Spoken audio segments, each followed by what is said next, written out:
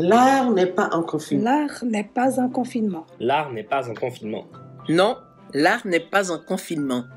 La preuve, le Centre des arts de la Maison d'Haïti innove en créant Kujai. Kujai. Kujai. Kujai. Un espace artistique virtuel pour donner aux artistes et à la population un souffle. Un air. Un lieu artistique et culturel, bref, un espace essentiel à notre vie. Kujai est une célébration. Célébration. Célébration. Merci à tous les artistes qui ont répondu à l'appel et tenté l'expérience avec nous. Chaque jeudi à 19h. Surveillez notre programmation en ligne chaque jeudi à 19h. C'est donc un rendez-vous. L'art n'est pas en confinement. L'art peut nous aider à vivre le confinement. Kujai.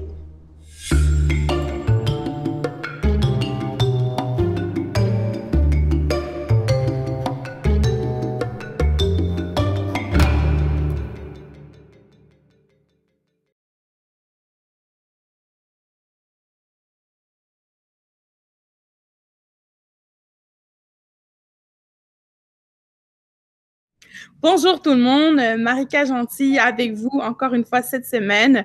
C'est un autre rendez-vous de l'espace Kujai, l'espace virtuel du Centre des arts de la Maison d'Haïti. Car vous savez, même si nous sommes tous en confinement à la maison, l'art, lui, ne l'est pas. L'art n'est pas en confinement. Donc, c'est un rendez-vous que nous vous donnons à l'espace Kujai tous les jeudis à 19h. Aujourd'hui, nous avons l'honneur de recevoir la plasticienne et activiste culturelle Barbara Stephenson, qui nous parlera un peu plus tard de son art, de sa démarche. Mais d'abord, nous présentons une vidéo d'une de ses performances artistiques.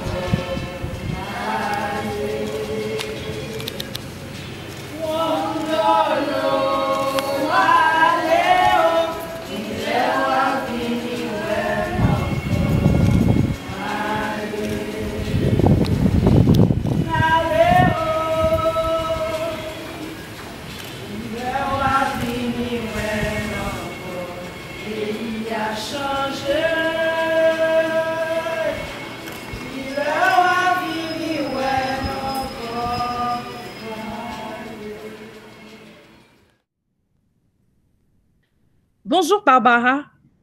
Bonjour. Oui, donc ça me fait plaisir de vous avoir avec nous. D'abord, j'aimerais que vous vous présentiez à nos spectateurs à la maison parce que pour qu'ils comprennent un peu c'est quoi votre parcours dans un premier temps. Alors, je suis plus connue par mon nom d'artiste qui est Prezo. Donc, moi, j'ai repris le nom de ma mère qui est Prezo et donc on me connaît sous le nom Barbara Prezo Stephenson.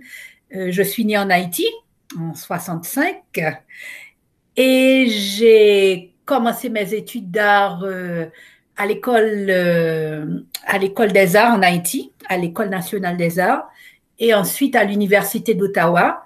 Et j'ai tout de suite commencé ma vie professionnelle avec des expos à Montréal avec la galerie Michel Tétrault. Donc là, je parle d'il y a 30 ans. Et j'ai aussi eu un super départ quand même avec une très belle exposition. Ça a été la première exposition de femmes noires du Canada. Et c'était il y a 30 ans, ça s'appelait Black Women, When and Where We Enter. Et c'est une exposition qui avait fait le tour du Canada. Ensuite, je suis partie en Europe et au Sénégal. Et j'ai passé aussi plusieurs années en Haïti à travailler. J'ai créé la Fondation Africa America et aussi un rendez-vous international qui est le Forum transculturel d'art contemporain avec aussi des événements. Donc, je travaille, quand je dis que je suis activiste culturelle, c'est parce que je travaille comme commissaire d'exposition.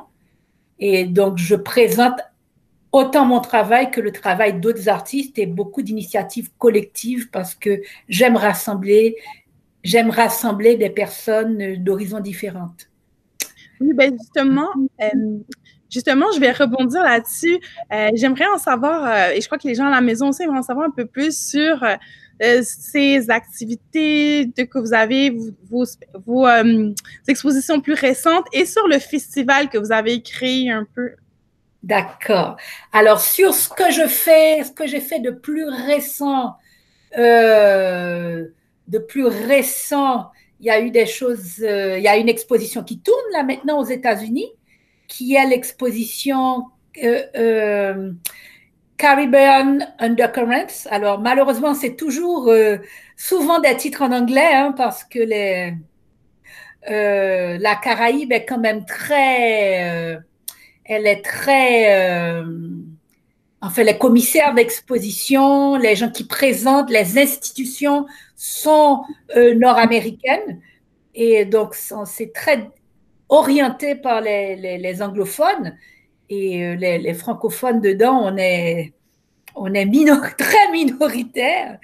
Donc, souvent, les titres sont en anglais comme ça. Donc, Caribbean Undercurrent, c'est une très grande exposition qui fait le tour des États-Unis.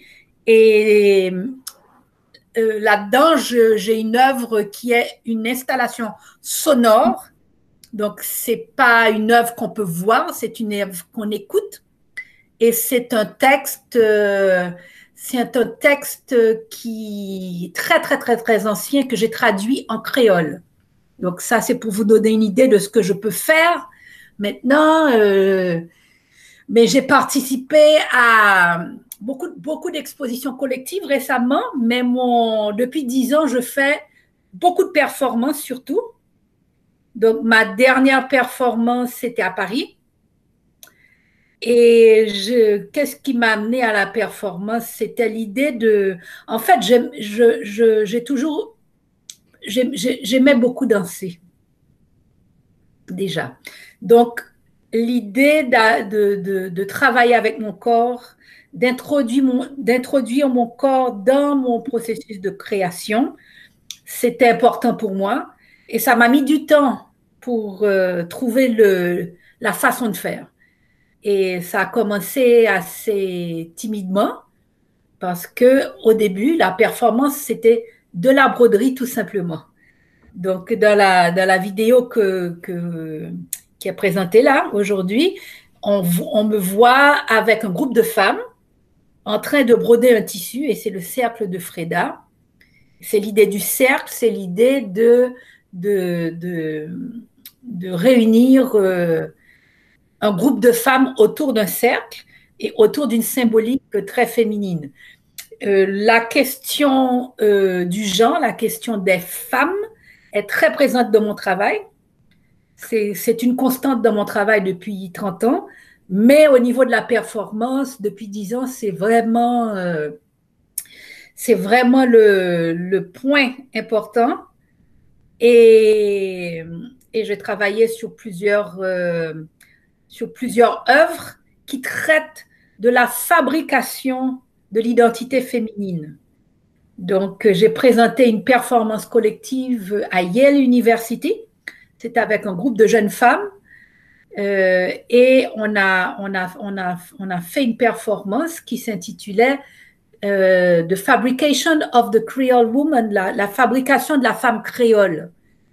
Et toute l'idée, c'était de montrer comment dans l'éducation, comment est-ce qu'on utilisait le travail sexué comme la couture. On disait que la couture, la broderie, c'est un travail de femme.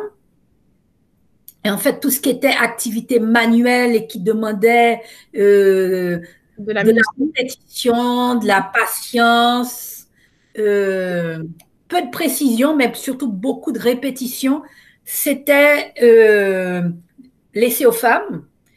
Et donc, c'est une façon pour moi de faire réfléchir les personnes par l'expérience. Parce que quand je fais une exposition, une performance collective, les femmes qui travaillent avec moi, qui participent, elles comprennent le message, mais à travers l'expérience. C'est pas comme une conférence où on parle beaucoup, c'est que les gens, ils font vraiment et ils comprennent.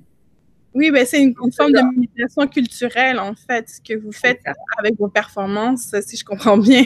Oui, c'est ça. C'est une vraie expérience. C'est ça. Donc, c'est ça. Dans le fond, ça m'amène à vous parler justement, comment ce confinement qu'on vit depuis plusieurs semaines déjà a influencé votre art et votre façon de penser votre art? Bon, d'abord, je pense que les artistes sont très créatifs. En fait, les artistes sont… la plupart les gens qui sont dans la création ils sont dans une espèce de confinement virtuel tout le temps. Parce qu'on est tout le temps dans une forme d'isolation, on est tout le temps dans un processus de création. Donc, même quand on ne le dit pas aux autres, on crée notre bulle qui est notre forme de confinement artificiel. Maintenant, quand le confinement devient une vraie contrainte physique, je pense qu'on continue à être créatif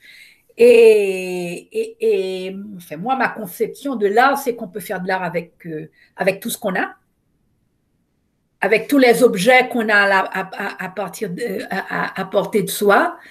Et je pense que le meilleur défi pour un artiste, c'est qu'on le mette avec presque rien et qu'il trouve le moyen de créer, de faire des choses intéressantes avec des objets comme ça. Donc, en fait, je voulais vous demander que vous nous parliez un peu plus de la performance que les gens vont regarder. Vous nous avez parlé de la première performance, mais je crois que les gens à la maison aimeraient savoir un peu qu'est-ce qui vous a inspiré pour celle que vous avez créée chez vous en confinement.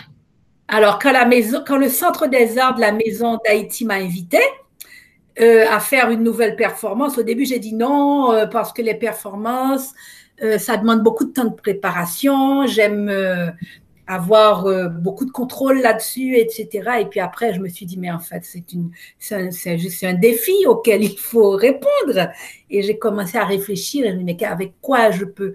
Parce que toutes mes performances reposent sur des accessoires, sur des matériaux, des objets que j'utilise aussi. Et donc, je me suis dit, mais le plus simple, ça aurait été d'utiliser donc mes foulards, parce que j'ai plein de foulards de toutes les couleurs et que j'adore, je suis très coquette, j'adore m'habiller.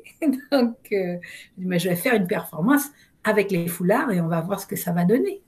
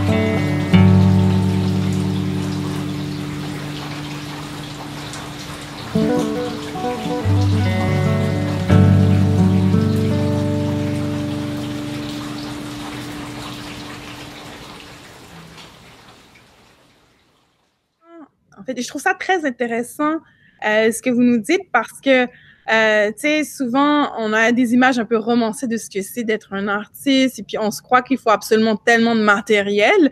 Donc, je trouve ça vraiment intéressant. Puis, ça m'amène à une autre question, justement. Est-ce que vous croyez que suite au confinement, qu'on va pouvoir sortir, que on assistera à l'émergence d'une nouvelle génération d'artistes, ou est-ce que vous croyez que le fait les artistes on était en avance hein, dans le numérique, dans la création numérique, on est en avance. Ça fait déjà quand j'étais étudiante à l'université d'Ottawa, il y avait déjà beaucoup d'expériences multimédia qui se faisaient. Et donc, on a une longueur d'avance sur ce que les autres appellent le télétravail. Pour nous, c'est juste un médium d'exploration. Ça fait des années. Moi,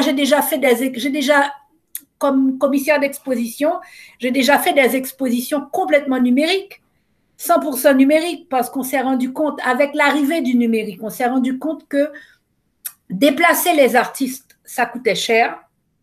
Faire circuler les œuvres, ça coûte cher, il faut les assurer, etc. Ensuite, ça demande des espaces qu'on n'a pas toujours, surtout quand on travaille dans des pays du Sud, comme moi j'ai pu le faire en Haïti, au Sénégal, dans d'autres pays de la Caraïbe.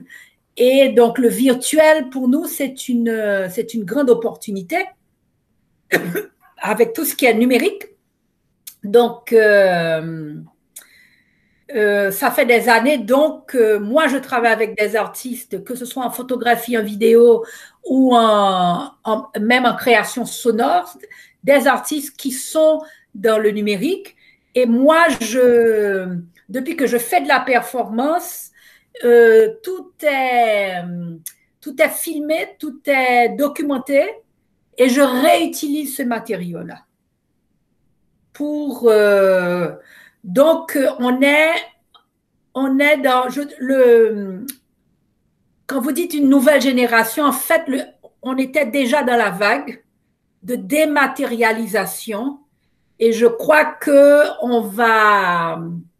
le public maintenant commence à découvrir ces autres façons de rencontrer les œuvres d'art. Est-ce que vous voyez... C'était déjà en marche, ce n'est pas le confinement qui le fait. Le confinement, en fait, peut-être, le confinement nous donne plus d'attention. Le public fait plus attention à nous. Il y a peut-être plus de fonds aussi, plus de moyens, plus d'aide, parce que depuis que le confinement a commencé, j'ai plusieurs sollicitations, comme là maintenant. Il y a des artistes en Guadeloupe qui me demandent d'envoyer des images d'œuvres, il y a des initiatives en Europe aussi. Donc, il y a beaucoup de sollicitations pour ce type de choses, mais le matériel, il était déjà là. Voilà.